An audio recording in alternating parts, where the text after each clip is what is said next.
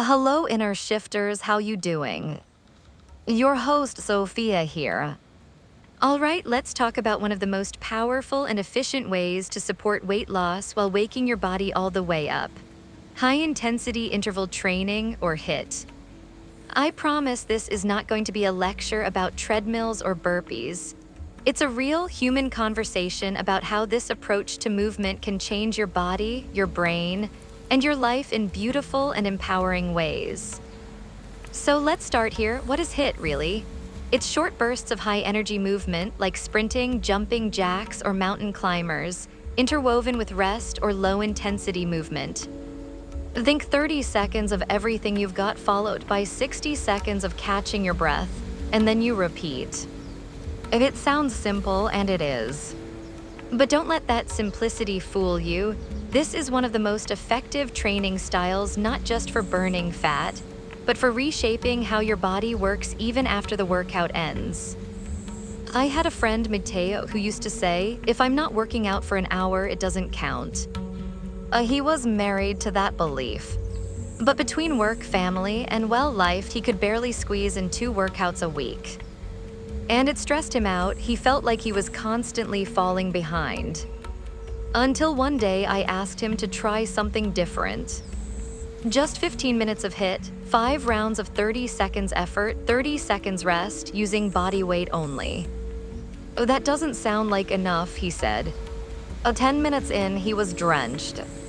Not defeated, just challenged in the way that makes you feel deeply alive. Afterward, he texted me, "I think my soul did burpees." From that day forward, everything shifted. He didn't need an hour anymore. He needed intention, effort, and recovery. That's the magic of HIIT. But it's not just about how hard you go, it's about what happens after you stop. There's something called EPOC, excess post-exercise oxygen consumption. It's a fancy way of saying that your body keeps burning calories after your workout as it recovers. HIIT triggers this effect much more than steady-state cardio. That means even when you're in the shower, grabbing lunch, or laying on the couch watching your show, you're still reaping the benefits of that 15-minute effort. And if you're wondering how this ties into weight loss, let's get into it. Fat loss happens when your body is in a calorie deficit, when it uses more energy than it takes in. HIIT helps you do that in 2 powerful ways. First, it burns a significant number of calories in a short amount of time. One study published in the Journal of Sports Medicine and Physical Fitness found that a 20-minute HIIT session could burn the same number of calories as a 40-minute jog. But even more importantly, HIIT helps preserve and even build lean muscle mass, especially when you add resistance or weights. Why does that matter? Because muscle is metabolically active. The more lean mass you have, the more calories you burn at rest. You turn your body into a fat-burning engine around the clock. And honestly, that feels like such a relief. You don't have to grind for hours.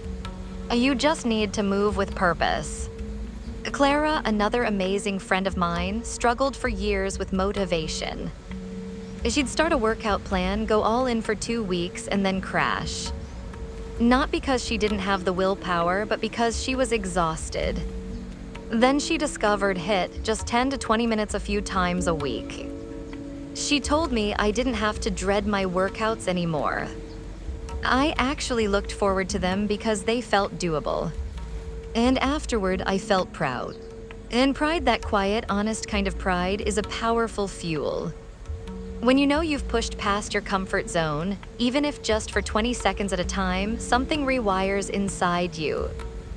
You start thinking, if I can do that, maybe I can handle this meeting. Maybe I can face that hard conversation. Maybe I'm stronger than I thought. There's another layer to HIIT that people don't talk about enough: how it boosts your brain, seriously. One study from the British Journal of Sports Medicine showed that HIIT significantly improves cognitive function, especially attention and memory. That's because those intense bursts challenge not just your muscles, but your mind. They demand focus, they build mental grip. And when you finish, your brain is flooded with endorphins, those natural chemicals that reduce pain and lift your mood. Let me share this. I once had a friend, Jake, who struggled with anxiety. He felt stuck mentally and emotionally. Therapy helped, sure. But what cracked something open for him was movement. Specifically HIIT. He told me when I finish those intervals, it's like my thoughts slow down. I feel in control again. That's the power of intense, intentional movement. It gives you your agency back. Now I want to be really clear, HIIT isn't about punishing your body. It's about meeting it at its edge, gently, bravely, purposefully. Your intervals don't need to look like anyone else's. For someone recovering from injury, a brisk walk followed by a slow stroll is HIIT. For someone else, it might be squat, jumps, and jump rope. The magic isn't in what you do, it's in how you do it. With presence, with effort, with love. And yes, rest is part of the plan. One of the most misunderstood parts of HIIT is the pause. But that recovery period is where your system rebalances, where strength is built, where resilience is restored. You're not lazy when you rest, you're wise. There's also something beautiful about how HIIT invites you into your body in short, intense sprints, because that's how life is sometimes, right? We don't always move in perfect, steady rhythms. Life comes in bursts of intensity, school pickup, deadlines, breakthroughs, breakdowns. Training your body to handle short bursts of effort, that's training for life. And let's not forget it's fun. Once you let go of perfection and lean into the energy of it, HIIT becomes play. Moving to music, sweating beside a friend. Laughing after you fall during a lunge, because you probably will and it's part of the joy. Your workouts don't have to be solemn. They can be celebrations, they can be sacred. They can be loud and wild and full of joy. And you don't need equipment. You don't need a gym. You just need some space, a timer, and a willingness to show up. Maybe you start with 4 minutes, 20 seconds work, 10 seconds rest, repeated 8 times. That's one Tabata round, one song. A one decision to move. Over time, your endurance will grow. Your strength will build. Your relationship with your body will soften. And what once felt like an impossible sprint will feel like a dance. I know starting can be intimidating. I know it can be easy to think, I'm not fit enough for that. But here's the truth, fitness isn't a prerequisite, it's a result. You don't have to earn the right to move. Movement is your birthright. And every time you choose to show up, you're rewriting the story. So maybe today's the day you say yes to HIIT. Maybe not a full session, maybe just one interval, one song, one spark. And let that be enough. Let that be proof that you're capable of so much more than you imagined, because you are. And the best part, you're not doing it alone. I'm here to coach, to cheer, to tweak a routine, or talk you through that first round. This isn't just about movement, it's about reclaiming your strength, your joy, your fire. Okay, what if we talk about the quiet powerhouse that is strength training when it comes to weight loss? And I want to start by immediately flipping a myth on its head. Strength training is not just about bulking up or chasing some hypermuscular aesthetic. It's about building a body that burns calories while you're doing the dishes, answering emails, and watching Netflix. It's about long-term transformation, not just in how your body looks, but in how it works, how it supports you, how it feels to live in. Let's start with a story, because you know I love those. Clara, my ever-adventuring friend, used to think the only way to lose weight was cardio. Endless heart-pounding, leave it all on the treadmill cardio. And she was exhausted, not just her body, her spirit. And most of all, she dreaded her workouts. Enter strength training. At first, she was intimidated. I don't want to get bulky, she'd say. I don't know what to do with dumbbells. But she gave herself one small goal, 20 minutes twice a week using resistance bands and body weight moves. Squats, push-ups, rows, nothing fancy. And after a few weeks, she was stunned. Not just because her clothes fit differently or her arms felt stronger, but because she had energy again. She was sleeping better. She felt empowered. I didn't know how good it would feel, she told me. Like I'm walking around in armor I built myself. That's the quiet gift of strength training. It creates change that goes far beyond the mirror. Now let's break down the science, because your body is way more brilliant than people give it credit for. When you lift weights or perform any resistance exercise, you create microscopic tears in your muscle fibers. Sounds scary, but it's actually amazing. Because your body repairs those tears and builds the muscles back stronger. That repair process takes energy, a lot of it. That means your metabolism spikes not just during your workout, but for hours, sometimes days after. It's called EPOC, excess post-exercise oxygen consumption, and strength training cranks it way up. Plus, the more lean muscle mass you have, the more calories you burn at rest, literally. Muscle tissue is metabolically active. It's like having a little furnace that keeps humming even when you're curled up reading a book. Fat tissue doesn't do that. So when you train your muscles, you change your baseline calorie burn. You're not just burning calories during a workout, you're elevating your body's energy demand 24/7. Mateo, my practical spreadsheet-loving buddy, once tracked his resting metabolic rate before and after 6 months of strength training. It increased by nearly 200 calories a day. That's like burning an extra snack's worth of energy without changing anything else. Just by building strength. And here's something else I love: strength training is accessible. You don't need to throw around heavy barbells unless you want to. You can start with resistance bands, milk jugs, or your own beautiful body. Bodyweight squats, modified push-ups, bridges, planks, these are all legit. They don't just prep your body for movement, they sculpt it. And no, you won't suddenly bulk up overnight.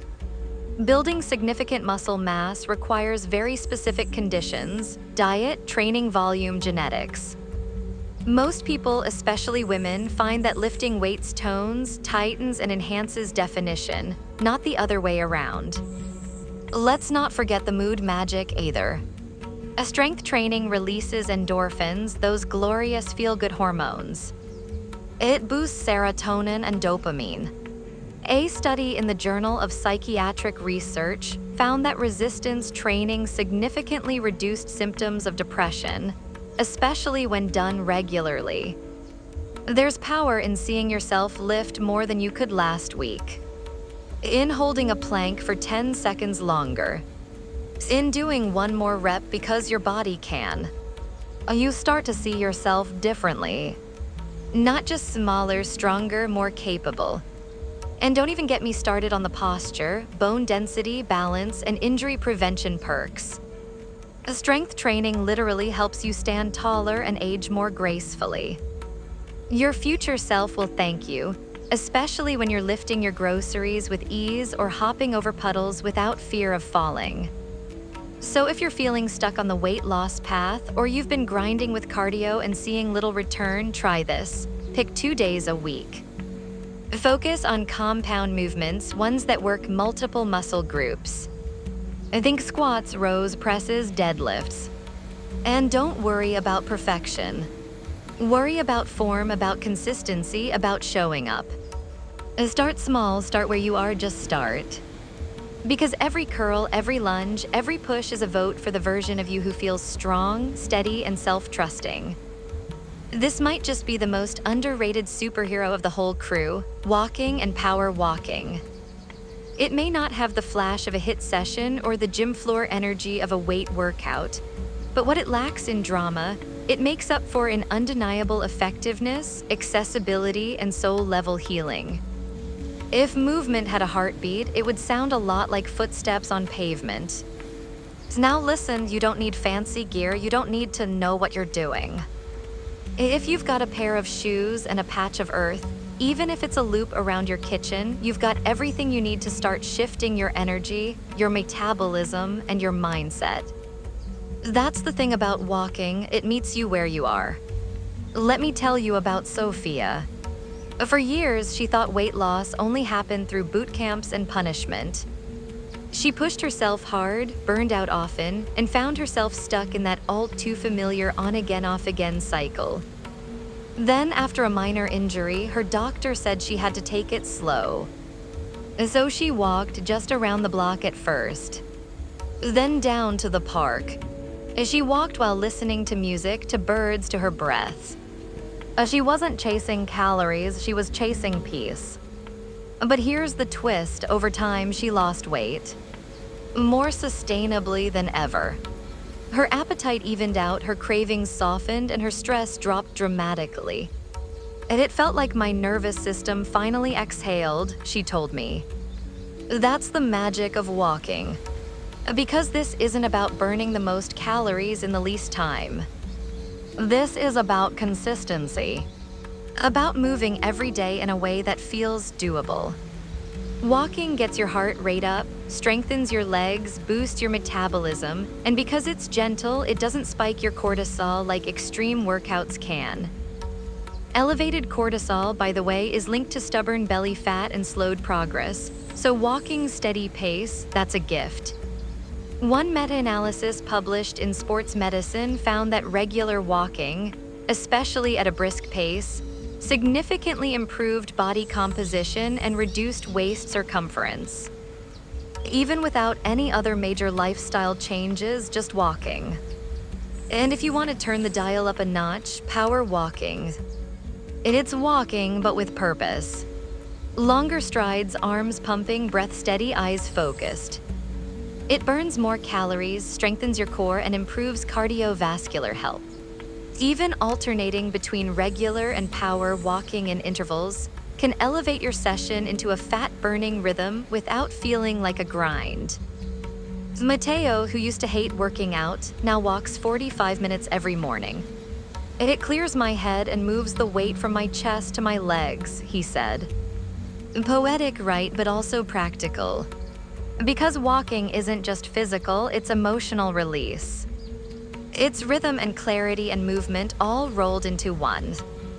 Let's not forget, walking improves insulin sensitivity, reduces inflammation, helps regulate hormones like leptin and ghrelin, which control hunger and satiety, and enhances digestion. And it pairs beautifully with mindful eating and strength training. It's like the gentle glue that holds everything together. You don't need to hit 10,000 steps on day one. Maybe it's 10 minutes after dinner. Maybe it's 5 loops around the building during your lunch break. Maybe it's dancing in the kitchen with your dog. Every step counts, every step reminds your body we're still in this together. And maybe, just maybe, you'll fall in love with the quiet ritual of it. The sunrises, the shifting seasons.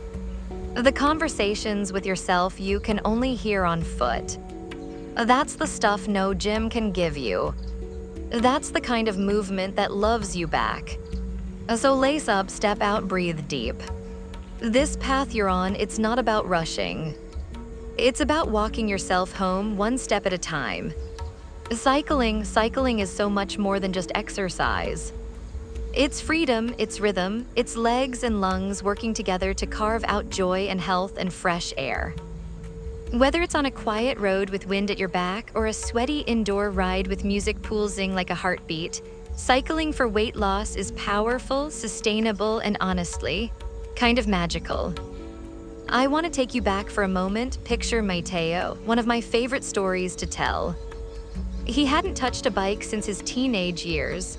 But after a rough couple of months navigating stress and burnout, he borrowed a friend's old hybrid and just started riding. Just to clear my head, he said, and clear it he did. 15 minutes turned into 30. He found himself exploring new neighborhoods, noticing how birds sounded in the morning, and bonus, dropping stubborn weight that had plateaued for months. But here, the key, he didn't start with intensity. He started with curiosity. And that's the heart of cycling. It doesn't demand that you be fast, just present and willing to move. Physiologically, cycling is brilliant for fat loss. It's a cardiovascular workout that engages your entire lower body, quads, hamstrings, calves, and glutes, while also elevating your heart rate in a way that torches calories.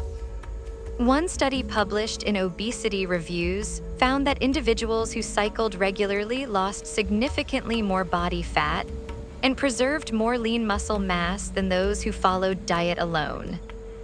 That's important. You're not just losing weight, you're reshaping your body from the inside out. And it's gentle on the joints. Unlike running or HIIT, which can sometimes tax the knees and ankles, cycling is low impact. It allows you to push your limits without beating yourself up. That's why it's especially great for people easing into fitness or recovering from injury. Now, if you're doing indoor cycling, spin classes, Peloton-style rides, or even a stationary bike at the gym, it gets even more exciting. These workouts often involve interval training, bursts of high effort followed by active recovery. That combo cranks up your calorie burn and stimulates EPOC, remember that? Excess post-exercise oxygen consumption, meaning you're still burning calories long after the ride is over. Clara, you know her well by now, got into spin during a winter funk. She started with beginner classes, unsure if she'd even last the warm-up. But the instructor was like a DJ therapist, she told me. I felt like I was sweating out my sadness. And she kept coming back, not because of what the scale said, but because she felt powerful. And of course, the weight came off too. But more than that, she came back to herself. What's extra beautiful about cycling is how adaptable it is. Commute to work, ride through nature, clip into a spin bike, or coast lazily down your block, it all counts. It's a workout that can fit your mood, slow and meditative or fast and fiery. Some days it's therapy, some days it's play. And both are valid paths to transformation. Want to amplify the weight loss impact? Try hill rides, real or simulated, add resistance, mix in intervals, 30 seconds hard, 1 minute easy. Pair cycling with strength training and nourishing food, and you've got a powerful trifecta for body recomposition. But even on its own, a consistent cycling routine does something remarkable. It builds momentum. Let's not forget the mental health bonuses. Cycling outdoors improves mood, reduces anxiety, and exposes you to natural light, which regulates sleep and boosts vitamin D. Indoor cycling often combines music, motivation, and community, huge wins for consistency. And when you feel better, you make better choices, your cravings decrease, and your goals feel more reachable. So don't underestimate those two wheels. They might just carry you into a body that feels stronger, lighter, and more vibrant, not just because you're burning fat, but because you're falling in love with movement again. I thank you so much for listening to this podcast. Remember to like, follow, subscribe, and do all those lovely things you wonderful people do. I'll see you next time.